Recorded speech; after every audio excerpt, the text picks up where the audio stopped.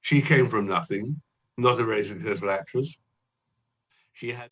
There was always talk of reconciliation. Charles and William. She's a person who started from nothing and has become a world global star. Tom Bower, the acclaimed investigative author, found something really strange while researching Meghan Markle's life. And once you see the numbers, you really cannot unsee them. There is a specific magazine issue from March of 1997, sitting in library archives right now, that lists a young, aspiring Meghan Markle as being 21 years old.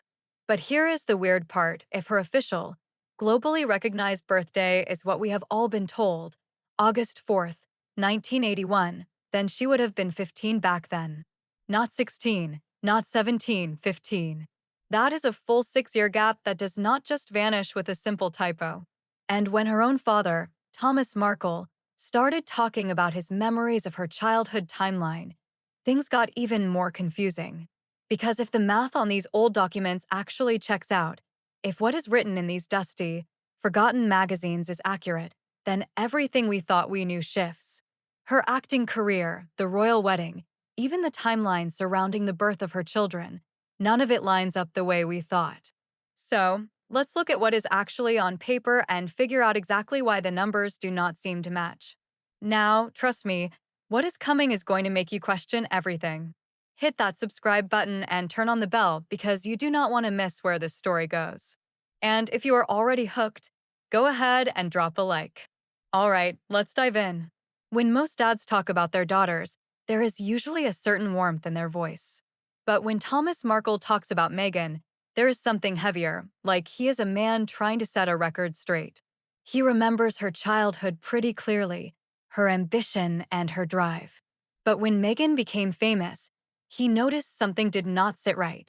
The timeline she would mention publicly, when she graduated, when she started auditioning, even how old she was when she landed her first big acting gigs, it did not match what he remembered as her dad. And we are not talking about fuzzy memories. Parents remember milestones. In his measured, thoughtful way, he mentioned that Meghan might not be quite as young as the palace made her seem, that maybe somewhere between Los Angeles and London, the years got a little fuzzy. Those observations hit differently coming from a father. This is not some random person on Twitter connecting dots that do not exist. This is someone who was there from day one. And that is when people started getting curious, pulling out old magazines and digging through archives. In March of 1997, teenagers were flipping through 17 magazine. And buried deep inside that issue, on page 90, there is a small list of aspiring faces. One of those names reads Meghan Markle, age 21. At first glance, it is nothing. But when you do the math, it gets confusing. If Meghan was really born on August 4th, 1981, like every official record says, then in March 1997, she would have been 15 years old. That is a 6-year difference. This is not some random blog post. This is ink on paper, a physical document published and archived decades before Meghan ever became a duchess. If that magazine's listing is accurate, then the entire foundation of her story shifts. It would mean she was not some 20-something chasing her dream when she started landing roles. She was closer to 30. In Hollywood, age is everything. So now you have two versions side by side. Version 1, the official record, Meghan Markle, born August 4th, 1981. This version shows up everywhere. Then you have version 2, the magazine record, listing her as 21 in 1997, which would push her birth year back to around 1975 or 1976. That would make her approaching 50 today, not 44. 6 years changes the whole picture: when she graduated, when she met Harry, and when she walked down the aisle. If she was born in 1981, she was a 36-year-old bride. But if she was born in the mid-70s, she was in her early 40s. Both ages are fine, but it is just a different picture of the same story. There is this metaphor that fits perfectly here: ink versus pencil. Ink is permanent, like a birth certificate. But a pencil mark can be erased. The world was handed the ink version of Meghan's story, the official one. But that 17 magazine record was like a faint pencil mark, easy to overlook, but still visible if you look for it. So, which one is accurate? That is the question that does not have a clear answer. Because if the magazine got it right back in 1997, then things get confusing. And if the official record is the accurate one, then how did a major magazine get it so incredibly wrong? 6 years is not a typo. It is a completely different age. What makes this even stranger is the deafening silence surrounding it. Nobody has really talked about it. There is no statement saying the magazine made a mistake. There is just two different stories and a 6 year gap hanging in the air without any official explanation. And here is what really makes you think if the numbers are off by 6 years, what else in the story might be different? Because age is not just a number when you are a public figure. It affects how people perceive you and the story they connect with. A 36-year-old marrying a prince feels like one kind of fairy tale. A 42-year-old doing the same thing is a different one. So now you have got a father who says the dates do not match, a magazine from 1997 that lists a completely different age, and official records that say something else entirely. Somewhere between Hollywood and royalty, the years got mixed up. And the gap is there, documented, just hanging in the air without explanation. So, if the age thing already has you scratching your head, wait until you hear about the story surrounding the birth of her son, Archie, because this is where things go from confusing to really head-scratching. Tom Bauer noticed some very strange inconsistencies in how the whole event was described, and a hospital insider from Portland Hospital was apparently thinking the exact same thing.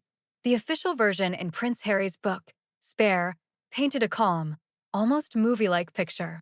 According to Harry's telling, there were 2 epidurals, a serene environment, a quick recovery, and then the couple left within 2 hours to head back to Frogmore Cottage. It sounded peaceful and controlled. But here is where it gets weird. Anyone familiar with how childbirth actually works, especially at a place like Portland Hospital, started noticing things that did not quite make sense. Because Portland is not some spa, it is a proper medical facility with incredibly strict procedures, especially for situations needing extra monitoring. And those 2 epidurals Harry mentioned, doctors immediately raised their eyebrows because epidurals do not work that way. You do not get 2 separate ones. An epidural is a continuous procedure administered once through a catheter. You do not double up on them. So, when Harry described it that way, medical professionals were just confused. What started as a sweet birth story was turning into something that did not add up under scrutiny. Because when you do the math on the timeline, things get really confusing. Harry's version says Meghan gave birth, recovered, and was back home within a 2-hour window. But the drive from Portland Hospital to Frogmore alone takes about an hour, sometimes more. That means everything else, the delivery, recovery, observation, getting dressed, all of it would have to happen in about 1 hour, maybe less. And that is before you even consider the epidural. You cannot just get up and walk right after an epidural. Your legs are completely numb. Most hospitals will not even consider discharging you until you can stand and walk on your own, a process that usually takes several hours, not minutes. The timeline Harry described feels more like a cinematic highlight reel than a realistic account. Now, here is where the medical side gets even more interesting. Meghan's pregnancy was officially classified as geriatric, the standard clinical term for any expectant mother over 35. It is a medical category, not a judgment. But what it does mean is that the pregnancy automatically requires way tighter monitoring and pretty much full-time medical supervision during labor. This is not optional, it is protocol. So, when Harry described birthing balls and candles, what basically sounded like a wellness retreat, it raised questions. That is not typically how high-risk births are handled. An insider said Portland Hospital does not do spa-style births for mothers needing extra monitoring. The setup Harry described is not something that would typically be arranged for someone under close obstetric watch. When you are over 35 and pregnant, hospitals are way more cautious. They monitor everything: heart rate, blood pressure, the baby's position. The idea of a relaxed, home birth style environment is very different from how these situations are typically managed. And then there is the mention of preeclampsia, one of the most serious complications a mother can face. If Meghan dealt with that, as some reports have mentioned, then the 2-hour turnaround is really puzzling from a medical standpoint. Hospitals typically keep you under close observation for quite a while after the birth to ensure your blood pressure stabilizes. You are not usually on a birthing ball with scented candles when you are receiving magnesium sulfate. You are in a hospital bed with multiple monitors. So, you have got this interesting contrast. On one hand, Harry is describing a peaceful, spa-like experience. On the other, if Meghan was over 35 and potentially dealing with a serious condition, she would typically be under intense medical care. Those two scenarios are just really different from each other. Even without preeclampsia, the geriatric classification alone usually means you are not getting the wellness retreat treatment. What Harry described sounds beautiful, but it is just different from what typically happens when you are in a category that requires extra monitoring. And that is what is so puzzling. By this point, there is a clear pattern emerging. You have got a birth story that describes things that do not usually happen together, a timeline that is mathematically tricky, and a risk classification that requires one type of care, with a public description of something pretty different. So, by now, you are probably noticing something. There is a pattern here that is hard to ignore. You have got the age thing, with a 6-year gap, and you have got the birth story, where the timeline and medical procedures do not quite add up. Two completely separate parts of the same person's life, both with key details that just do not quite line up. When one thing does not add up, it could be a mistake. But when multiple things do not add up, you start wondering what is really going on. The age discrepancy is not a small typo, it is a 6-year difference. And the birth story is not just one odd detail, it is a whole series of things. Two different stories, but the same feeling of, wait, that does not make sense. What makes this even more curious is the complete and total silence around it all. When things do not add up in a public figure story, usually there is some kind of official response, a clarification, a correction. But here, there is just nothing. The magazine from 1997 never got a follow-up. Thomas Markle's observations never got addressed. The medical timeline questions from doctors and hospital insiders just hang in the air without any official response. And that silence is interesting because when you do not address something, people start filling in the blanks themselves. They start wondering why nobody is clearing things up if it is all just simple mistakes. Royal public image is usually so controlled, so when there are unexplained gaps, it stands out even more. You have the official version, polished and perfect, and then you have the other picture that shows up in old magazines and medical realities, which is a bit messier. The question is, which picture is more accurate? What Tom Bauer noticed, what the hospital insider brought up, and what Thomas Markle mentioned, it all comes back to the same basic question. Why do the details not match? Why does a birth story describe things that do not typically happen together in a medical setting? Why does a magazine from 1997 have a completely different age than every official record since then?